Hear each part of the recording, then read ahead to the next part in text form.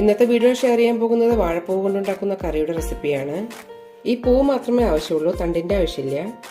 ഇതിലുള്ള ഈ ഭാഗം മാത്രം ഒന്ന് വേർതിരിച്ചെടുക്കാം. പൂവ് ക്ലീൻ ചെയ്ത ശേഷം വെള്ളത്തിലിട്ട് വെച്ചിട്ടുണ്ട്.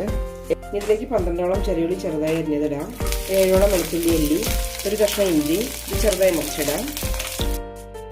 ഉള്ളി നല്ല ട്രാൻസ്പെറന്റ് കിട്ടുന്നവരെ വഴറ്റിയെടുക്കാം. റെഡി ആയിട്ടുണ്ട്. ഇതിലേക്ക് 1/4 കപ്പ് തേങ്ങ കൂടി ഇടാം. ഈ തൽക്കാലമായി മാറ്റി വയ്ക്കാം. ഇതിലേക്ക് സവാള ഇടാം. സവാള ചെറുതായി ചോക്കുമ്പോൾ ബാക്കിയുള്ള ചേരുവകൾ ചേർക്കാം.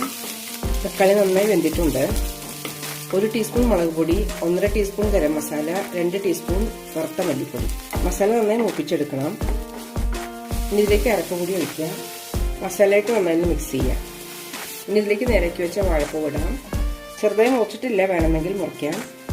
നന്നായി മിക്സ് ചെയ്ത് അടച്ചു വെച്ച് 10 മിനിറ്റ് വേവിച്ചെടുക്കാം. ടേസ്റ്റിയായ വാഴപ്പൂവിൻ്റെ കറി റെഡി ആയിട്ടുണ്ട്. ഇതിലേക്ക് കുറച്ച് കറിവേപ്പിലയും മല്ലിയിലയും ഇടാം.